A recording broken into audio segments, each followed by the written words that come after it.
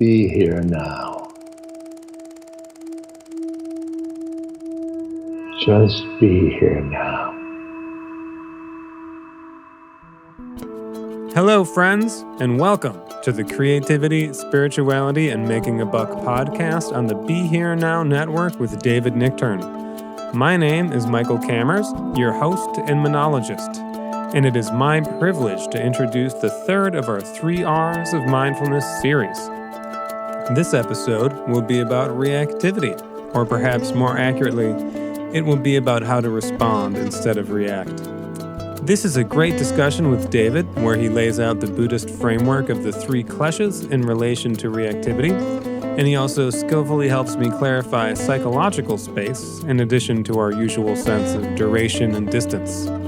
There's much more to this episode, and we appreciate you listening, so we're going to get right to it. Enjoy!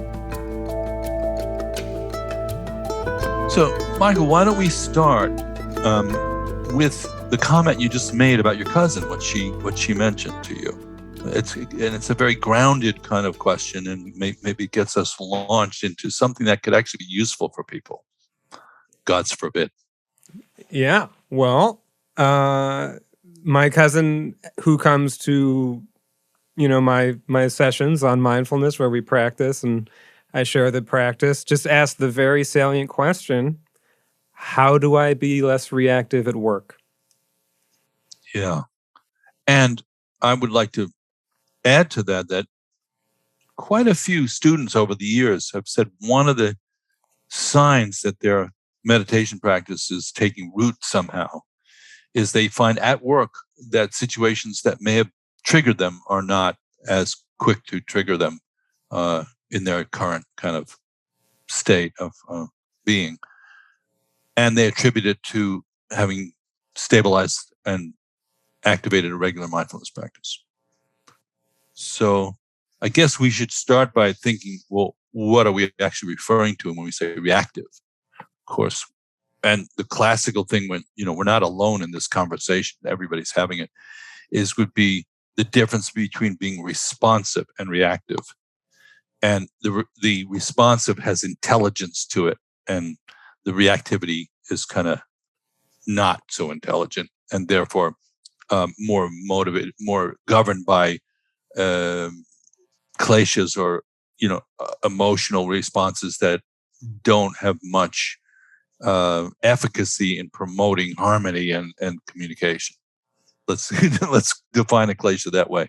It's a kind of emotional texture, but not one that has the quality of bringing forth greater understanding between people. So, and those 3 are, of course, passion, aggression, and ignorance. And it's sort of obvious from them. Now, the one that's maybe not as obvious is the passion. People say, what's wrong with passion? So to be clear, in this sense, we're talking about reactive passion, which is grasping at something because you think, that somehow is going to make you feel better. The aggression is pushing away something that's unpleasant with a kind of harshness and speed. It's not the intelligent aspect would be delineating, no, this is not good here. We don't want that here. But that's not what we mean by aggression as far as the root kleshas go. It's more kind of violently pushing something away and in a reactive state. The ignorance is just turning out the lights and hoping it'll go away, the ostrich principle. And I wish I knew it in Japanese, but there's a great Japanese saying about roughly speaking, referring to the ostrich principle, you think you're hiding, but we see your butt. And I know I have to go back to my friend Suke in Tokyo, who runs True Nature Studio there with us, and where we all gather and do the Japanese version of the Dharma that we're doing here with Dharma Moon. TrueNature.jp, if anybody's listening from who speaks Japanese or lives in that neighborhood. I'm probably mutilating the very colorful phrase, but we'll get it right and maybe write it into the comment at some point. But when you're hiding your head, we still see your butt, like the ostrich. So, in other words, ignorance in that sense of just trying to avoid. So we have grasping, we have sort of, harshly and with the carelessness, pushing things away. And we have hiding your head in the sand as the three reactions that we most commonly go towards when we're confused by a situation. We never acknowledge the confusion. We solidify the reaction. It never creates the outcome that we wish. That, I think, when I say never, that's a strong word I'm thinking, but really think about the last time you lashed out at somebody or grasped desperately at your relationship with somebody, that it actually produced the outcome that you really felt would be beneficial for you or them, or you and them. And so that reactivity at work is interesting, because at work you have a little bit of a trap there, which is good for us tantric practitioners. You want a tantric style practitioner to feel a little bit claustrophobic actually during the day, and that they can't just easily glide in and out of the situation. They have to pay attention, therefore, to these kleshas arising, and not postpone it down the road. Let's kick the can down the road. We'll deal with that later, or it will just magically go away. So it's more of a little alert system that comes up when we're experiencing reactivity. Oh, this is actually a kind of the smoke alarm going off in your kitchen at that point. There's some kind of fire going on. Pay attention. So when people say their reactivity is being dialed down at work, we're here today together, you and me, Michael, my podkick, as you call it, which I think is you. I don't know if anybody's coined that phrase or not before you, so you may have one in the lexicon, a meme in the lexicon, podkick. What happens if we go from moment 0 to 1 to 2 to 3 when we are being reactive at work? What's the sequence? When we're reactive, well, there's it's not a 1, 2, 3. It's a 1, 3. There's a stimulus, and then there's immediately reaction, which is why they call it reactivity, right? It's not considered. There's no space. Usually, it's very defensive. There's like a real strong sense of I in there, and so there's you're not taking a moment or a beat to process the situation or consider what might be constructive or kind or compassionate. So we're skipping 2 is an interesting way of looking at it. You're saying we have 1, which is the stimulus, and 2 would be, what would 2 be if it were in place? It would be some kind of pause, evaluation, perspective, insight, intelligent calibration of what is going on and what's not going on. Would you say that's all in the 2 zone that just gets completely jumped over? Yeah. I mean, you could just call it space, but that might be getting a little abstract for this at work conversation. Mm-hmm. But the idea of missing a beat, the way you said it, is kind of an interesting notion, is that we speed through. So would you say that reactivity, has something to do with our mind being kind of speedy and fast? Just that we're a little bit in a rush to get to that 3 from 1 without going through 2?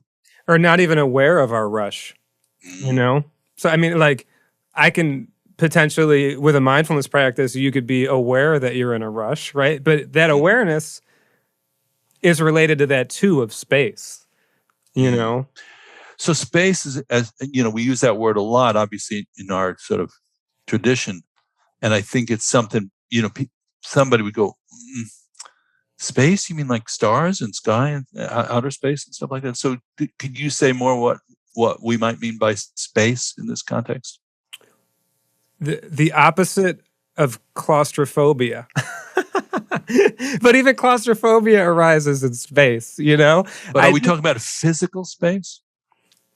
An awareness of space, I mean, in a way, if we're in a reactive state, we're kind of closed off by our own discursivity and our own energy, and we may or may not even be aware of that. Like we're very self-centered, even if it's vulnerable or something, like just like look at a Twitter thread and like see how quickly people are firing off. Right. Right. So by space, you mean time.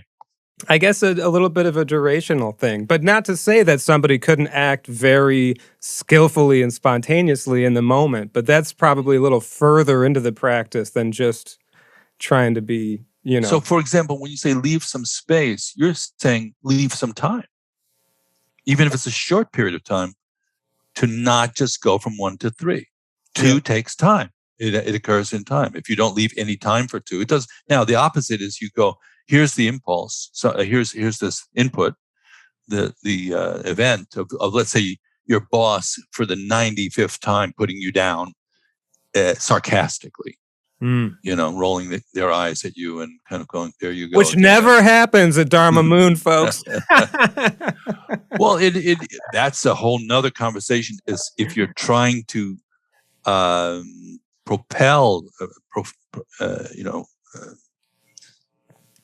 offer these kind of suggestions, and then it comes home to roost. That's kind of a really powerful thing. And if you look at, well-being communities or how much we can do it, what we're talking about, how much can you actually walk the walk?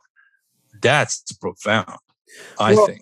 I think, if we're talking about this too, right? And we're also talking about the ostrich head, that means you're just staying at 2, right? The ostrich head isn't really in contact with the experience. It's just you freeze the space. Yeah. Right. So, I mean, it's like passion and aggression, you're going from 1 to 3, right? Because you're either pushing away or you're grasping.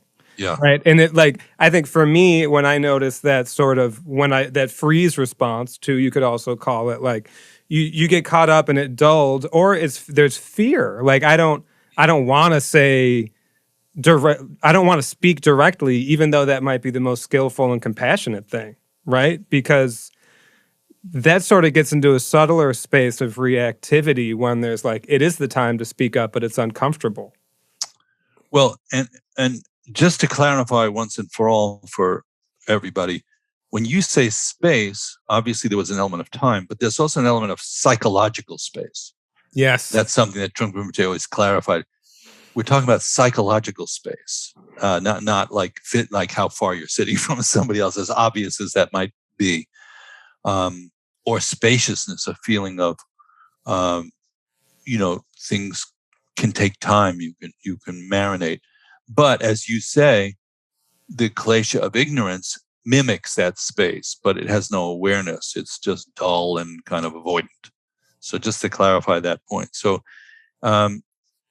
somebody, the boss. Let's take that example. I don't know where it comes from. I hope it doesn't come from a place I thought of just a minute ago. But all of us have to take turns. Like you yourself, Michael, you're a boss sometimes. You're a band leader, right? Yeah, and I would just like to apologize on air for everybody I've been inconsiderate to over my 20 years as a band leader.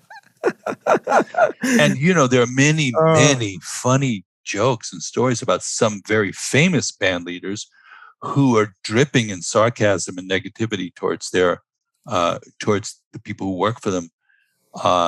Can't tell these stories or jokes on air, quote unquote. But do I wish I could? Somebody could go to YouTube and type in, and that's all we're saying. Stop. That's all we're saying. That's the end of that conversation. So let's just take the generic of a boss who's domineering, sarcastic, who likes to govern by making people feel small. I think we could notice certain political leaders who might fit that bill, again, without needing to name anybody. It's not really necessary. And we've been that person. That's a fair way to connect with the experience. And we've been, receiving end of that, everybody at work. So what happens if we're on the receiving end? Our boss, for the 95th time, is sarcastic and diminishing to us. And we have that moment of, we either go like, well, fuck you, in our mind, because we want to keep our job, or we start singing the country song, "Take This Job and Shove It," out loud, and then we're polishing up our resume at that point next. Or we're trying to con or seduce the other people or that person towards, aren't we sweet, aren't we cute, make a joke out of it or whatever, clinging to the situation. Or just freeze and, go into a passive aggressive state. I think that's a very common experience. What did you say was your cousin? My cousin asked this question. Yeah. Yeah. So thank her for that. Thank you, Julie. Yeah.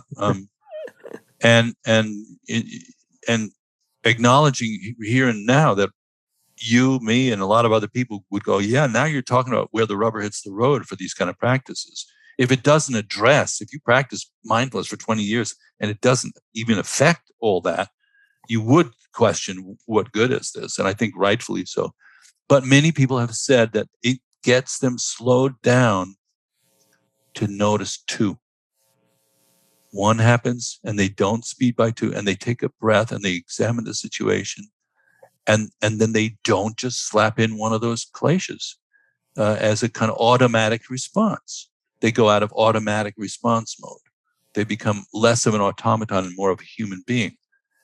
And in that two space, as you implied a little earlier, oh podkick of my heart, as you implied, somebody could feel tender. And somebody could feel a little bit vulnerable and even a little bit embarrassed. And also unclear as to what the right response would be, but they don't want to just mechanically jump to 3 because it's been so painful over so many eons to do that.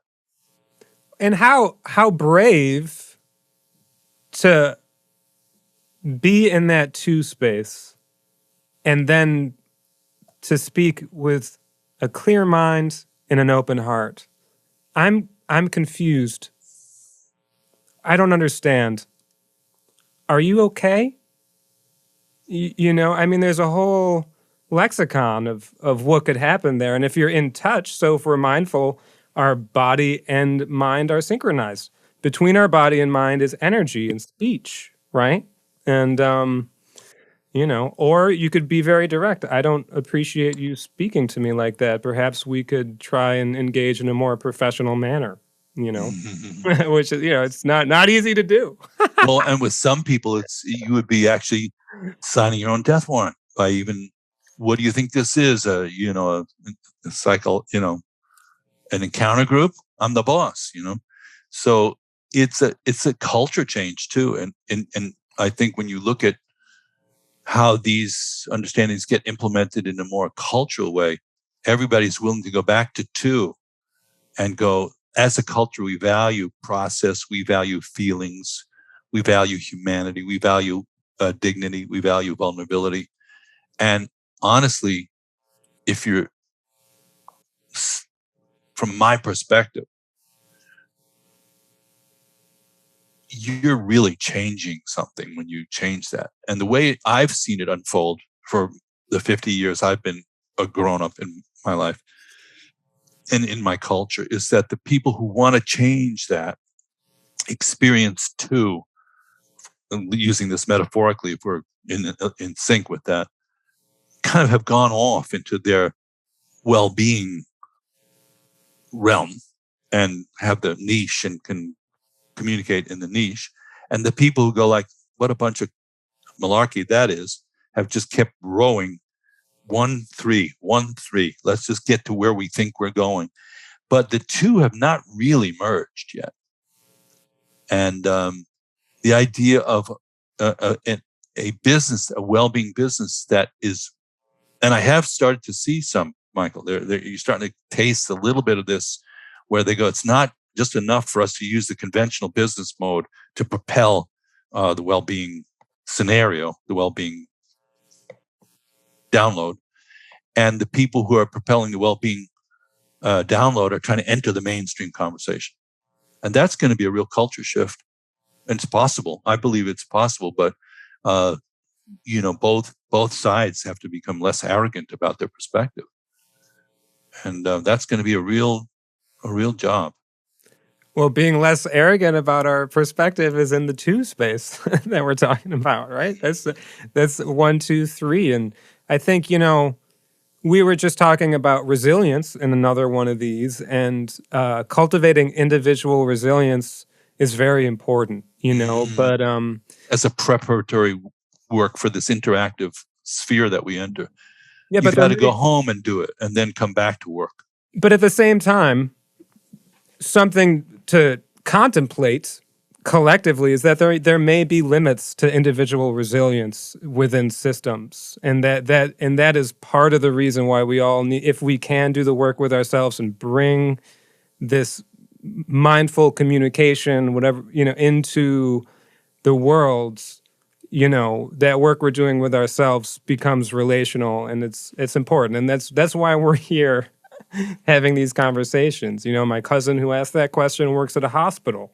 It's a very difficult I mean, I can't imagine at this point, what it's like being in that kind of burnout and stress for this long, so I just want to.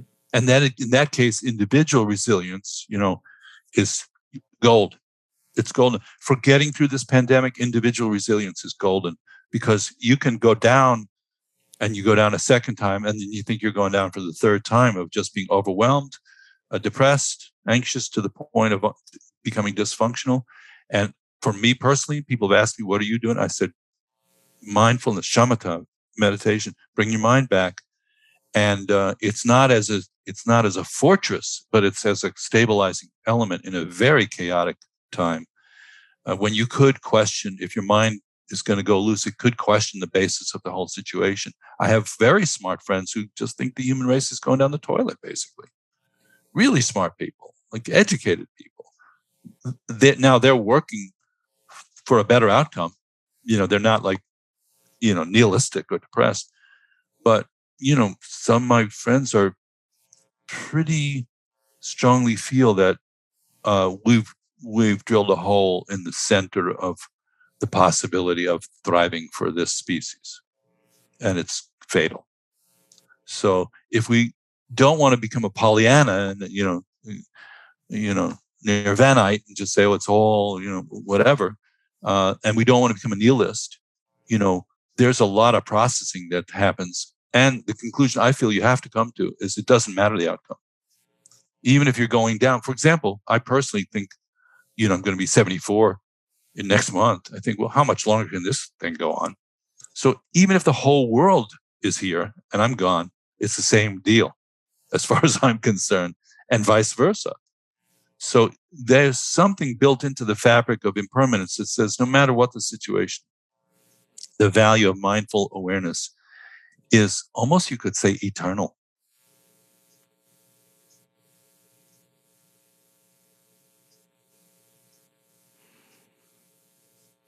You say things like that, and you put a little bow on it, and then there's space. We're talking about space. There's psychological space. There's space. I'm like, we're on a podcast, right? I'm just in two right now. I'm thinking because there's a part of me that's like, well, I just want to sit with that, But then I'm like, well, it's a podcast. I got to say something, right? So, yeah. Actually, it's a different kind of podcast. Slightly in that way. Well, even how much space we just left there, right? Yeah, but I don't think anybody would,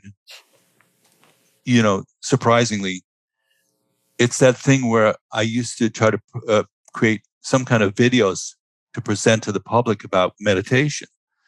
And so we would go into the Dharma Center and film people doing walking meditation or sitting meditation. There's nothing to show.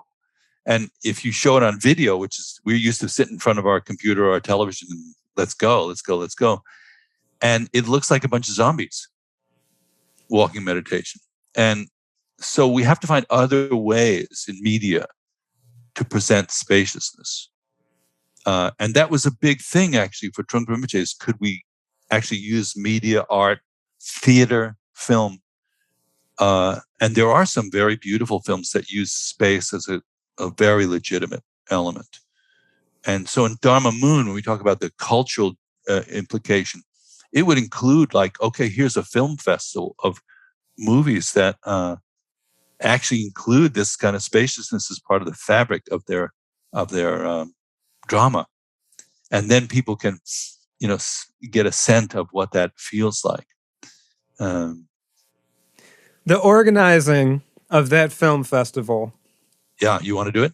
Would be, we could talk about that after, but that creativity, that creative drive, also, this is something I think about. It brings us into relationship with people, So to put that film festival into effect and bring it to fruition, we would need to use our mindfulness, our skillful communication, in our minds and our hearts, to really bring it forward. So hopefully, and people do these things. They're niche and often well done at the Rubin Museum or someplace like that, but they are not part of our mainstream culture in the West.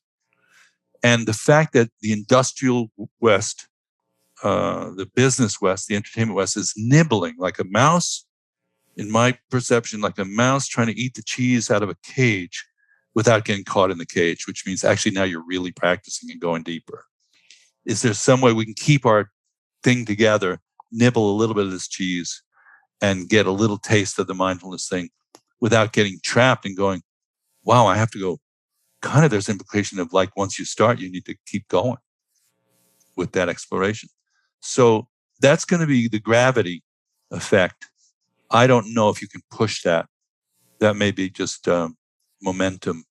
But we can lay seeds down, I'm certain of this, where you introduce culture that puts people a little bit more in touch with the possibility of not being so reactive and feeding the reactivity as a way and calling it entertainment.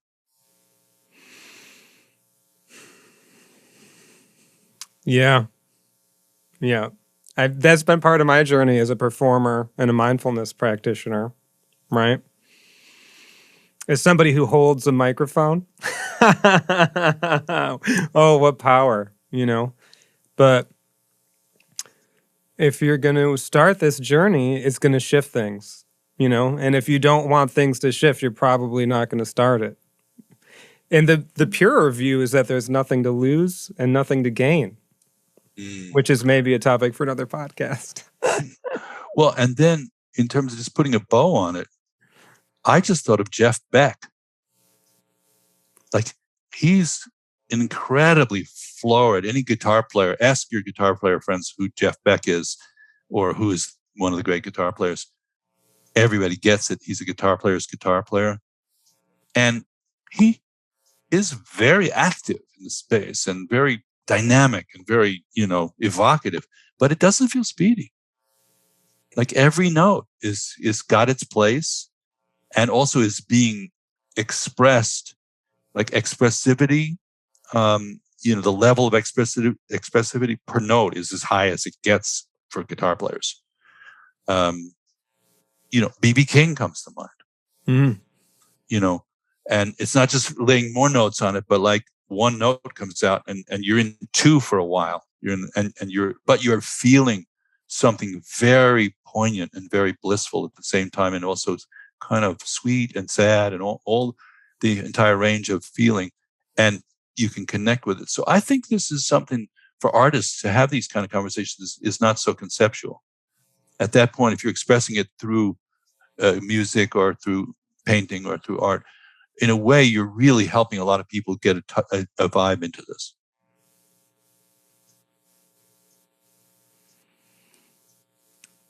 Well, we put a bow on it. Okay. Thank you, Michael. Thank you, David. Thank you, everybody, for listening. And good luck. Yeah, good luck. Hang out in the two every once in a while, everybody. Hang in the two. Be well. Between stimulus and response, there is a space. In that space is our power to choose our response. In our response lies our growth and our freedom. Viktor E. Frankl. Thank you for listening, everyone, to the Creativity, Spirituality, and Making a Buck podcast on the Be Here Now Network. If you would like to hear more of this podcast, we encourage you to head over to BeHereNowNetwork.com/David. We are also on YouTube now if you'd like to see the podcasts on video. Also, a special thank you to Corey, JR, and Sarah, and everyone at the Be Here Now Network for their hard work and dedication in getting these podcasts out, as well as for all their hard work continuing Ram Dass's legacy. There is an ever-growing library of amazing podcasts continuing the world's wisdom traditions just a click away for anyone with internet access. Also, if you'd like to connect with us in community at Dharma Moon and study with David, head over to dharmamoon.com. These podcasts are evergreen. However, we have a rich series of offerings we are continually running right now, including mindfulness meditation teacher trainings, which are co-certified with the Tibet House, the cultural seat of His Holiness the Dalai Lama in the U.S. We also have a Foundations of Mindfulness program for anyone who would like to begin, deepen, or establish a mindfulness practice. We have an open community meditation series once a month and are now starting a monthly series of mindfulness and webinars with special guests. We currently have Albert Villoldo, Pete Holmes, and Mirabai Starr slated to be special guests in the coming months. Find out more at dharmamoon.com. Okay, that's it for this episode. Thank you so much for listening. May you be safe, healthy, happy, and at ease. All the best.